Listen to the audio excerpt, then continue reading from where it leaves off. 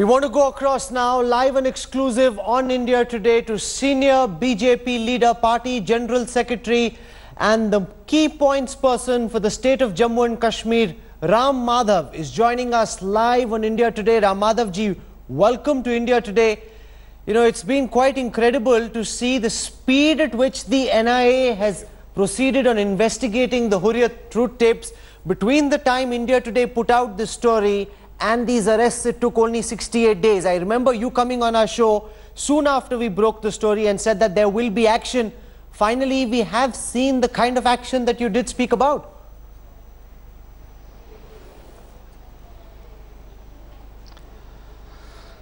Yes, NIA has very diligently gone into the details of the financial bunglings of these people, and they have gathered enough evidence. Only after that they have taken this recourse to the whatever legal action needs to be taken. They have taken recourse to that. Tell me, what's the message that's being sent out? Because so far all governments have been wary of acting against the Hurriyat leadership. We saw in 2011 when there were arrests right outside the Pakistan High Commission.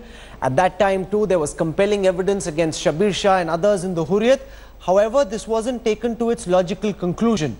You're already seeing 7 Hurriyat terrorists being arrested. We're told that others could follow next. What's the political, is there a political message in what's happening, Mr. Ram Madhav?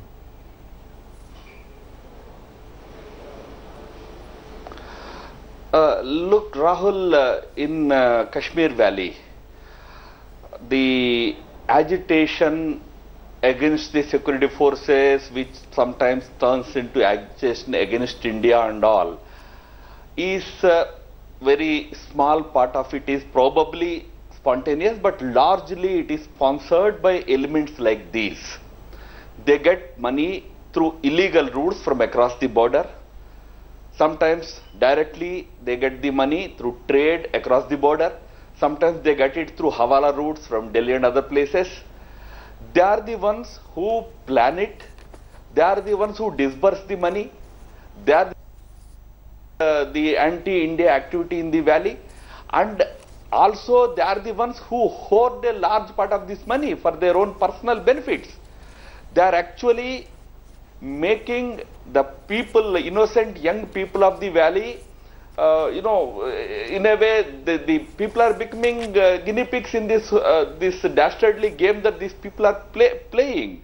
And once we gathered all the required evidence, it is incumbent upon the agency to take whatever natural action that is required to be taken. So political message is loud and clear. Law will be asked to take its course. It will not be stopped.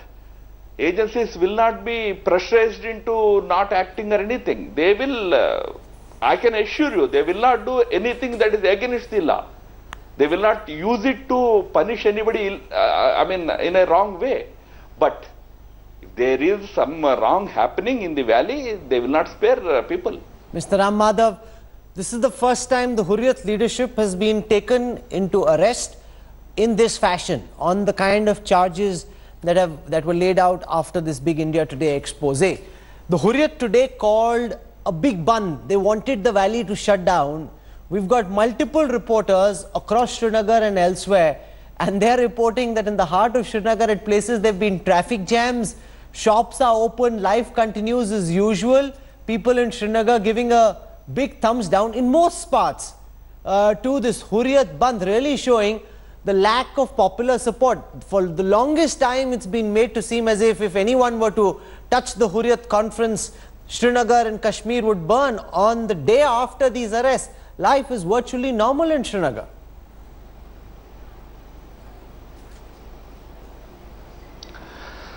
One of the most dubious Bandh calls given by Hurriyat leadership is today's Bandh call. You know, you have seen in the recent past, they have stopped giving Hartal and Bandh calls because they have seen that increasingly people do not appreciate, people do not support. But this time, apparently, some biggies are involved. Somebody's son-in-law is involved, somebody's assistant is involved. So these Hurriyat leaders, when their own kith and kin have become accused before the law and they were arrested, suddenly they found virtue in calling for Hartal again. So people of the valley have seen through this dubious game of the leaders. But having said it, you are right. In Srinagar and the surroundings, there is no big impact of the Bandh, but there is still, this fear psychosis in the minds of the people elsewhere. In some places, that fear is still acting on the minds of the people. We shall make sure that people will no longer be afraid of these kinds of elements. Legal means of fighting for the rights of the people are always open to each and every citizen of Jammu and Kashmir and citizen of India. But these illegal anti-national activities shall not be tolerated.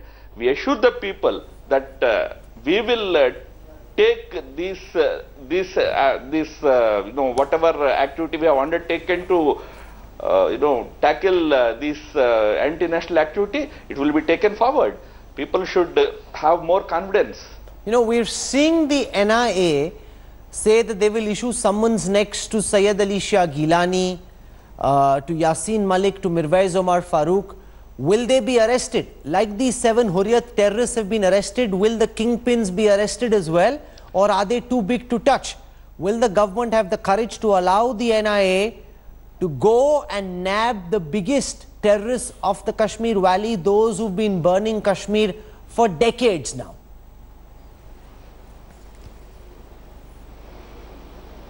No comments from my side, Rahul, except to say that we are not going on any vendetta spree. It's not any vengeful activity that we are undertaking. Law is expected to take its course. Law must take its course. If the investigative machinery's arms, the legal arms of our investigating agencies are so long as to reach London to pursue cases against people in financial bunglings, how can they be lenient about people indulging in anti-national activities in our own country, sitting in Srinagar, sitting in other places? They will be pursued through due legal course. I'm not making any statements of, I'm not chest thumping and all, I'm not doing. But yes, there is an act called UAPA Act passed during the last UPA regime. It will be implemented in letter and spirit. I've got a document on the NIA probe and it's very interesting, and I want to quote this to you. I'll just read out what this document says. Altaf Ahmad Shah, alias Fantush, son-in-law of Syed Ali Shah Gilani, husband of Zahida, purchased properties around 15 marlas on the land of Bemina, Srinagar, built a 3-storied house there. It goes on in the final paragraph to say, Altaf Ahmad Shah had purchased 10 marlas of land near the Tavi embankment in Bhathindi, Jammu in the year 2012-2013 and has built a house on it. The said piece of land was provided to Altaf Ahmad Shah by the state government agencies.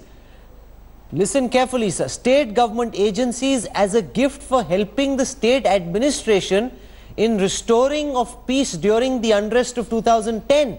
That's the Amarnath agitation. This is what the NIA is probing, and I want to say this very clearly. This is something that needs to be proven in a court of law. But this NIA document that I've got access to about Altaf Ahmad Shah, chief organizer, son-in-law of Syed Ali Shah Gilani, says that in 2012-2013 he bought land in Jammu which the state government gave him as a gift for helping the situation come under control after the Amarnath agitation of 2010. Mr. Ram Madhav, your comments on this?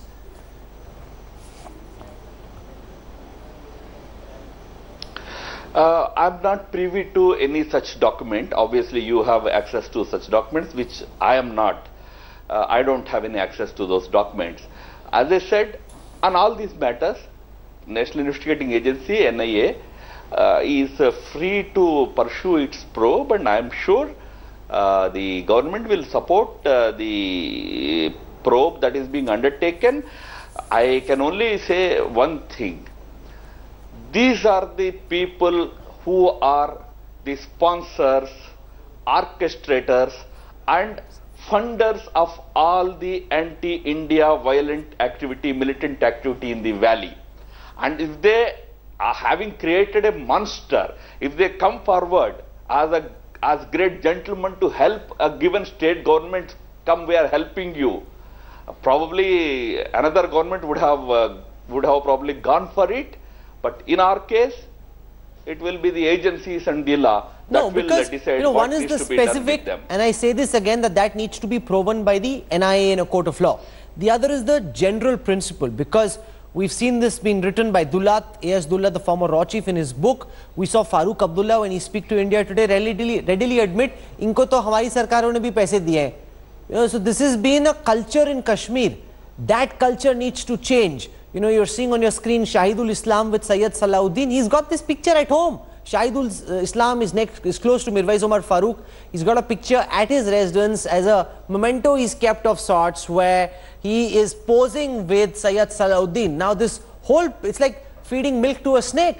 These are people who are burning Kashmir. That's proven beyond doubt through this investigation. It's been known even before that. And you've got state governments giving them land so that they can build fancy kotis. They are burning Kashmir and being paid by our own governments for this.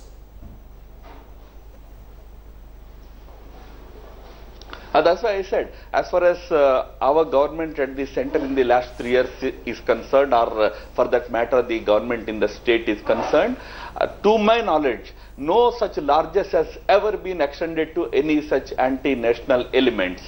There are a number of myths being spread by people who do not know the reality on the ground. Even on issues like providing security, etc., no special favorable treatment is being extended to any of these leaders. Let me be clear. Whatever they are entitled to legally, even in this case I am saying, there are very serious charges on which NIA has acted.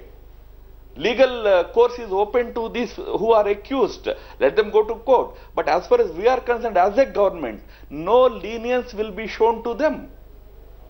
Are you concerned, Mr. Ram Madhav, that because you're building pressure on the Hurriyat, their masters in Pakistan are feeling the pinch, because this is the nexus that is being choked? They've started upping the ante along the line of control. We've seen multiple trans-LOC firing incidents over the last 72 odd hours.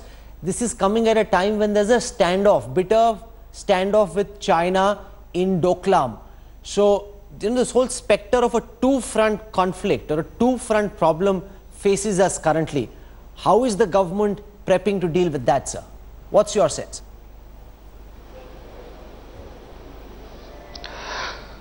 No, I don't want to internationalize this discourse.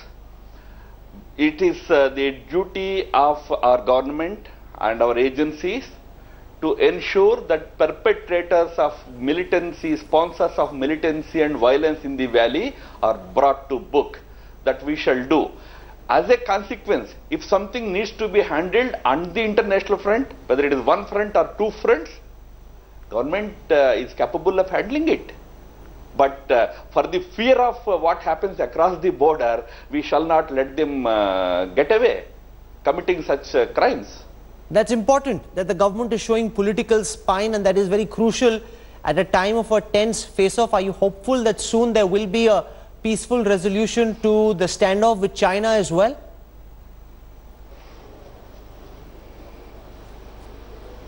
Our effort has been to resolve I'm happy that you are using the phrase standoff. Yes, this should be described as a standoff. There is a standoff at the tri-junction, and our effort will be to resolve it through diplomatic means, through negotiations with the Chinese side. Okay, I'm going to leave it there because the situation at this time is fluid. India's National Security Advisor is heading to Beijing. He will be meeting the Chinese side, and you're just hearing Ram Madhav, key voice in the BJP on foreign affairs, say they're hopeful that diplomacy will yield a solution. but also stressing that no matter what may be happening internationally, there's no question of... Rahul, yes, Mr. Madhav. Rahul, NSA's visit is as part of the preparatory meetings for the forthcoming BRICS Leaders Summit, which is going to take place in September. In the run-up to that, BRICS National Security Advisors meeting is taking place. As far as I know, he is going for that meeting. That's correct. But that's also an opportunity, as we saw the Chinese spokesperson say yesterday, that usually there are bilaterals. For the first time, we saw China say that there is space for bilaterals, unlike what happened in the last instance when they could have possibly met in Hamburg. That time China said absolutely no. Now they're saying usually there are bilaterals, so they've left that space for negotiation and discussion open.